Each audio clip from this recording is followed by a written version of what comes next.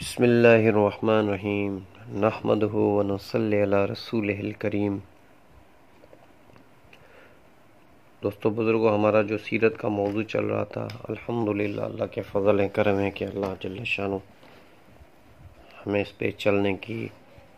اور صحیح بیان کرنے کی توفیق عطا فرمائے، کیونکہ ہم سیرت کے موضوع کا حق تو ادا نہیں کر سکتے۔ جو کم علم میں جو اللہ نے ہمیں اور آپ کو توفیق دی ہے بیان کرنے کی اور سننے کی، یہ بڑی اونچی بات ہے، الحمدللہ۔ تو ہماری بات یہاں تک چل رہی تھی کہ اللہ کے رسول مدینے تشریف لے آئے، اس کے بعد پھر آپ نے پہلا لشکر بھیجا سب سے پہلے، اور مکے میں جو صرف ایک ہی دشمن تھا وہ کافر تھے، قریش مکہ تھے، کافر تھے، اور وہ کھلم کھلا آپ علیہ الصلوۃ والسلام کی آپ کو روکتے تھے کھلم کھلا، اور آپ جو غلام ہوتے تھے پھر ان کو تکلیفیں دیتے تھے، اور نبی پاک جو آزاد ہوتے تھے ان کو روکتے تھے، ان کو مارتے تھے۔ تو یہ مکے کی بات۔ اب مدینے میں کیا ہے کہ کافر تو مکے مدینے میں بھی تھے جو کھلم کھلا، اور مدینے میں یہود اور یہود کے بڑے بڑے قبیلے تھے، جیسے بنی نذیر ہے، بنی قریظہ ہے، اور بنی قنقاع ہے۔ تو یہ بڑے بڑے قبیلے تھے، اور مدینے میں بلکہ مدینے کے ارد گرد خیبر تک اور اس طرف ان کے بڑے بڑے یہودیوں کے بڑے بڑے قلعے تھے، ان کے پاس بہت بڑا مال تھا، اور لوگوں کو انہوں نے پھنسایا ہوا تھا سود پہ، لوگوں کو پیسے دیتے تھے سود پہ، پھر سود لیتے تھے، ان کا ایک کاروبار تھا۔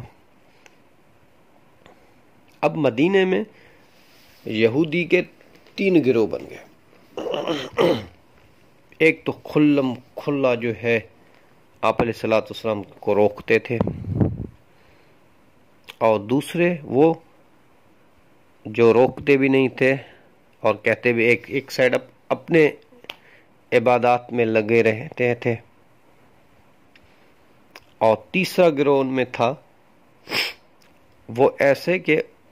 وہ مسلمان ہو گیا اور اندر سے مسلمان نہیں۔ ہم اس بات کو ایسے سمجھے کہ وہ منافق تھے، جس کا قرآن میں ذکر ہے منافقوں کا، وہ منافق لوگ تھے۔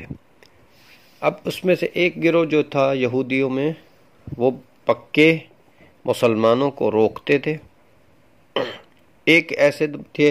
جو کہتے بھی نہیں تھے، روکتے میں وہ اپنی عبادتوں میں اپنے اس میں لگے رہتے تھے، اور ایک گروہ ایسا تھا جو مسلمان ہو گیا اور اندر اسلام کے نمازیں بھی ان کے ساتھ، آپ علیہ الصلوۃ والسلام کے ہر کام میں آپ علیہ الصلوۃ والسلام کے ساتھ، پر دل آپ علیہ الصلوۃ والسلام کے ساتھ نہیں تھا، وہ منافق تھے۔ تو منافقوں کے لیے اللہ نے فرمایا کہ سب سے نیچے جہنم کا جو ہے، کافر تو جہنم میں ایک جگہ پہ جائے گا، منافق کا سب سے جہنم میں نیچے کا درجہ ہوگا۔ اللہ ہم سب کی حفاظت فرمائے۔ اور یہودی جو تھے وہ اہل کتاب تھے، نصرانی جو تھے وہ اہل کتاب تھے۔ اب یہ اہل کتاب ہونے کے باوجود بھی اللہ کے رسول کو نہیں مانتے، اور مدینے آنے کا یہودیوں کا مقصد کیا تھا؟ یہ جب یثرب تھا تو میں نے آپ کو پہلے بھی یہ بات بتائی کہ مدینے آنے کا ان کا مقصد یہی تھا، یہودی اور نصرانی کا، کہ مدینے میں آخری نبی ہوگا، اس کی ہجرت ہوگی، ہم اس کا ساتھ دیں گے۔ اور قرآن میں بھی آتا ہے جس کا مفہوم یہ ہے کہ اے میرے حبیب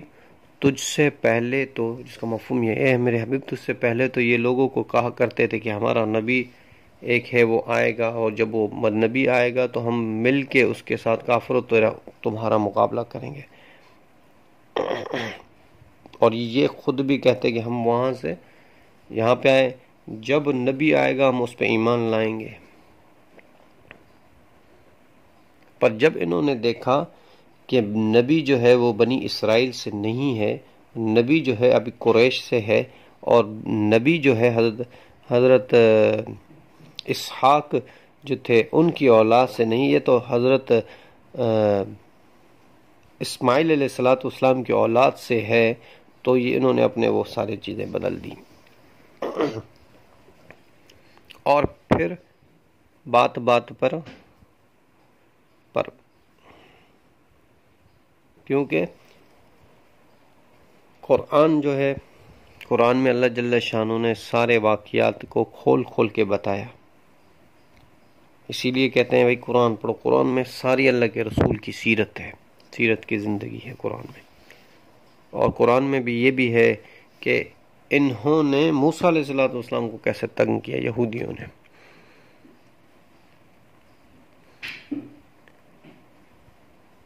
تو اسی اثناء میں یہ منافق آگئے جو ظاہر زور میں مسلمان کہلاتے اور اندر میں ان کے پاس منافقت ہوتی تھی، اور مسلمانوں کے ساتھ کہتے تھے کہ ہم تو آپ کے ساتھ ہیں، اور پھر جب اپنے یہودیت کے پاس جاتے تھے، اپنے خلا میں جاتے تھے، اور اب اپنے یہودیوں کے پاس جاتے تو ہم بولتے کہ ہم تو آپ کے ساتھ ہیں، ہم تو ان کے ساتھ صرف مذاق کر رہے تھے۔ یہ بھی ایک گروہ بڑھ گیا۔ اسی اثناء میں جیسے پہلے بھی شاید بیان ہو چکا ہے حضرت سلمان فارسی کا۔ حضرت سلمان فارسی جو ہیں وہ فارس کے رہنے والے تھے، اللہ نے ان کے دل کو بدلا، اور پھر ان کے دل میں اللہ وحدانیت کا شوق پیدا ہو کہ میں بھی اللہ کی عبادت کروں، اور میں بھی جو نیک لوگ ہیں ان کے ساتھ رہوں۔ تو کہتے ہیں کہ پھر میں چلا گیا، ایک یہودی عیسائیت نصرانی کا عالم تھا، میں اس کے پاس گیا، راہب جو ہوتے تھے ان کے پاس گیا، ان کی خدمت کرتا رہا۔ وہ اصلی نصرانی کا عالم تھا، اس کی خدمت کرتے جب وہ مرنے کے قریب ہوا تو اس نے کہا سلمان بات سنو، اب میرا موت کا ٹائم قریب آ رہا ہے، اب میں ایک آدمی کو جانتا ہوں جو فلاں جگہ پہ ہے، اور وہ سچا عالم ہے، وہ سچا علم والا ہے، وہ سچا راہب ہے نصرانی کا۔ حضرت سلمان فارسی کہتے ہیں کہ میں ان کے پاس چلا گیا۔ جب میں ان کے پاس گیا تو وہ بھی بوڑھا ہی تھا، اور پھر وہ جب اس کی موت کے آثار قریب ہو گئے، اس نے بھی کہہ دیا مجھے سلمان اب مجھے خطہ عرب میں کوئی ایسا آدمی نظر نہیں آ رہا جو نصرانیت کا سچا اور صحیح عالم ہو، سچا اور صحیح عالم ہو، ایسا کوئی نہیں ملا۔ اس لیے اب تم جاؤ آخری نبی کا انتظار کرو، جس کی جو ولادت ہوگی وہ مکہ ہوگی، اور جس کی ہجرت ہوگی وہ مدینہ ہوگی، اور صدقے کا جو ہے وہ صدقے کے مال کو نہیں کھائے گا، اور ہدیے کے مال کو خود بھی کھائے گا، ساتھیوں کو بھی کھلائے گا۔ جب صدقہ دیا جائے گا اس کو تو وہ خود نہیں کھائے گا، دوسروں میں اس کو تقسیم کر دے گا، اور اس کا چہرہ جو ہوگا وہ اس نمونے سے ہوگا کہ نہ ہی پورا گول ہوگا، نہ ہی پورا سیدھا ہوگا، اور اس کی سنت اور اس کی آنکھیں آپ علیہ السلام کی ایسی ہوں گی کہ ہر وقت سرما لگا ہوگا۔ اور آپ علیہ السلام اس لیے کہتے ہیں نا کہ آپ علیہ السلام کی ہر وقت سفر میں، مقام میں سرما، کنگھی اور مسواک اٹھانے کا سنت ہے۔ چہرہ آپ کا ایسا صاف ہوگا کہ سفید، وہ بھی سرخی الا سفید آپ کا چہرہ۔ قد مبارکہ آپ کا ایسا ہوگا کہ آپ دو آدمی کھڑے ہوں گے، آپ ان میں سب سے لمبے نظر آئیں گے، اور لاکھ آدمی کھڑے ہوں گے، آپ اس پہ بھی سب سے لمبے نظر آئیں گے۔ اور آنکھیں وہ ایسی ہوں گی جیسے سرما لگا ہوا ہو، اور گول آنکھیں ہوں گی، سرما لگا ہوا،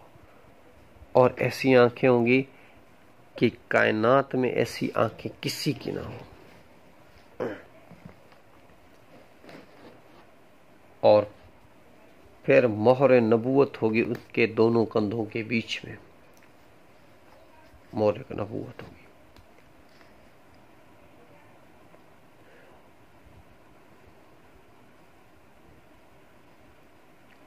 اور جو ان کے اعضاء ہوں گے وہ مضبوط ہوں گے، ہاتھ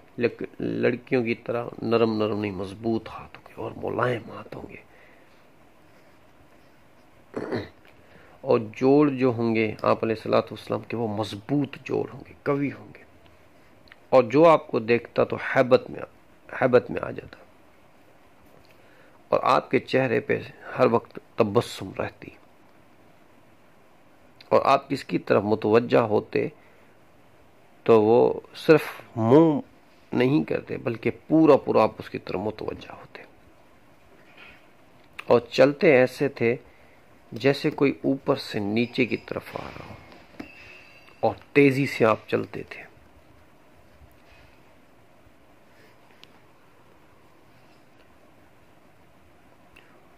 تو حضرت سلمان فارسی کہتے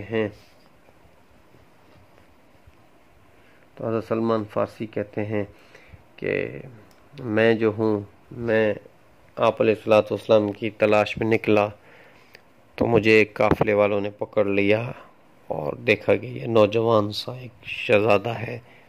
پکڑ لیا، پھر مجھے جا کے مدینے میں بھیجا، اور مدینے میں مجھے ایک یہودی نے خریدا کہ یہ غلام ہے۔ ان کو کیا پتا کہ وہ تو فارس، حضرت سلمان فارسی فارس کے شہزادوں میں سے تھے، فارس کے بڑے اونچے خاندان میں سے تھے، پر پھر انہوں نے اس کو بیچ دیا، غلام کر کے بیچ دیا۔ تو انہوں نے کہا کہ میں ایک بار اپنے اس یہودی کے باغ میں کھجوریں توڑ رہا تھا یا کیا، تو مجھے دو آدمی نیچے بات کر رہے تھے، یا میرا مالک بات کرے، مجھے بات کہیں سے سننے میں آئی کہ ایک آدمی ہے جو مدینے میں آیا ہے اور وہ نبوت کی دعویٰ کرتا ہے، اور وہ اس کو مکے ہجرت کر کے مدینے آیا ہے۔ حضرت سلمان فارسی نے لوگوں سے جا کے پوچھا تو اس کی ولادت جو تھی آپ علیہ السلام وہ مکہ تھی، ہجرت مدینہ تھی، اور پھر جب آئے آپ علیہ السلام کے پاس کچھ کھجوریں لے کے، تو دیکھا کہ حلیہ وہی تھا جیسا اس راہب نے بتایا تھا، اور آپ کا چہرہ مبارک ایسا تھا جو دیکھتا وہ دیکھتا ہی رہ جاتا، اور دل بھرتا نہیں آپ علیہ السلام کے چہرے سے کہ ہم اس سے نظر ہٹا دیں، ایسا دل نہیں بھرتا۔ انہوں نے کہا کہ میں گیا اور آپ علیہ السلام کو کھجوریں دی، آپ نے فرمایا ما ھذا، کہنے لگے یا رسول اللہ یہ جو ہیں صدقے کی کھجوریں، تو آپ نے خود نہیں کھائی، صحابہ میں تقسیم کر دی۔ پھر دوسرے دن تیسرے دن میں پھر سے گیا آپ علیہ السلام کے پاس، اور میں کھجوریں لے کے گیا، میں نے کہا یا رسول اللہ یہ ہے، آپ نے فرمایا ما ھذا، آپ نے یہ کیا ہے؟ تو میں نے کہا کہ یا رسول اللہ یہ ہدیے کی کھجوریں ہیں، آپ علیہ السلام خود نوش فرمائی، جس کا مفہوم ہے خود نوش فرمائی، صحابہ کو بھی کھلائی، یہ بھی بات ہو گئی۔ اب صرف ایک مہر نبوت دیکھنی تھی، مہر نبوت آپ علیہ السلام کی دیکھنی، باقی تو سارے ان کے پاس جو تھے وہ تو ہو گئے مہر نبوت۔ تو ایک بار انہوں نے فرمایا کہ آپ علیہ السلام کسی ٹیلے پہ بیٹھے ہوئے تھے یا کسی کنارے پہ بیٹھے ہوئے تھے، تو آپ علیہ السلام کے پاس دو کپڑے پہنے ہوئے تھے، ایک کپڑا نیچے کی طرف باندھا ہوا، ایک کپڑا اوپر کی طرف پڑا ہوا تھا، جس کو عربی میں ہولا کہتے ہیں، ہولا۔ تو آپ علیہ السلام نے، میں وہاں پہ جا کے بیٹھ گیا کہ کچھ تھوڑی سی ہوا لگے اور کپڑا تھوڑا نیچے ہو تو میں وہ مہر نبوت دیکھوں۔ میں وہاں پہ کھڑا تھا تو ہوا کا جھونکا آیا اور وہ چادر مبارک جو تھی تھوڑی سی سڑکی، جس سے آپ علیہ الصلوۃ والسلام کی میں نے مہر نبوت دیکھی۔ اور ایک روایت میں کا مفہوم یہ ہے کہ آپ علیہ الصلوۃ والسلام نے خود بلایا اور چادر ہٹا کے مجھے مہر نبوت دکھائی، اور پھر فرمایا اے سلمان فارسی، تمہیں اور بھی کسی نشانی کی ضرورت ہے کیا؟ اور سلمان فارسی فوراً کہنے لگے کہ یا رسول اللہ مجھے فوراً کلمہ پڑھانے، پھر فوراً کلمہ پڑھا کے مسلمان ہو گیا۔ تو پھر ان کا مسلمان ہونا تھا، اور اسی اثناء میں جو احکاموں میں احکام فرض ہوا روزہ، وہ بھی مدینے میں ہی ہوا۔ روزہ تو رکھتے تھے پہلے بھی، پر فرض اور اس کے احکامات جو تھے وہ مدینے میں نازل ہوئے۔ جیسے یوم یہودی جو تھے وہ یوم عاشورہ کا روزہ رکھتے تھے 10 میں، تو آپ علیہ الصلوۃ والسلام نے یہودی سے پوچھا کہ تم یہ روزہ کیوں رکھتے ہو؟ انہوں نے کہا کہ ایک بات تو یہ ہے کہ اللہ جل شانہ نے موسیٰ علیہ الصلوۃ والسلام کو اور ہماری قوم کو نجات دی فرعون سے 10 عاشورہ، یوم عاشورہ کو 10 والے دن، اسی لیے تو آپ علیہ الصلوۃ والسلام نے فرمایا کہ میں تو اس سے تم سے زیادہ حقدار ہوں کہ میں بھی روزہ رکھوں، کیونکہ میرے تو قریب وہ ہے، میرا بھائی ہے موسیٰ علیہ الصلوۃ والسلام۔ تو آپ علیہ الصلوۃ والسلام نے کہا کہ اس سال سارے مسلمان بھی روزہ رکھیں گے۔ پھر جب وہ ٹائم قریب آیا تو مسلمان نے روزہ رکھنے کے لیے قریب آیا، تو آپ علیہ الصلوۃ والسلام نے فرمایا مفہوم یہ کہ یہودی ایک روزہ رکھتے ہیں 10 والا، تم 2 رکھنا، مسلمان 2 رکھو، مشابہت اختیار نہ ہو یہودیت کے ساتھ، یا 9 10 کا رکھو یا 10 11 کا رکھو، پر رکھنا 2 ہے۔ تو اللہ معاف کرے ہماری کمی کوتاہیاں، جس نبی کو مشابہت بھی عبادت میں یہودیت کی پسند نہ تھی، عبادت میں، اللہ کی عبادت میں مشابہت اختیار پسند نہیں تھی، اور آج ہم نے ان یہودی کے چہرے خود پہ رکھے ہوئے ہیں اور ان کی ساری چیزیں ہم نے خود پہ رکھی ہوئی ہیں، تو اللہ کے رسول میں کیسے پسند کریں گے؟ میں اور آپ سوچیں، جب عبادت میں مشابہت اختیار نہیں ہو رہی، آپ کو مشابہت سے وہ ہو رہا کہ آپ نے فرمایا کہ نہیں آپ 2 رکھنا کہ مشابہت اختیار نہ ہو، تو ہمارا کاروبار، ہمارا رہن سہن وہ پورا یہودیوں کے طریقوں پہ، وہ پورا اللہ کے رسول کو چھوڑ کے غیروں کے طریقے پہ، شکلیں، بال، لباس سب، تو کیا جواب دیں گے ہم قیامت کے دن اللہ کے رسول کو؟ یہ ساری سوچنے کی باتیں ہیں۔ انشاءاللہ زندگی رہے گی تو موضوع چلتا رہے گا۔ وما علینا الا البلاغ۔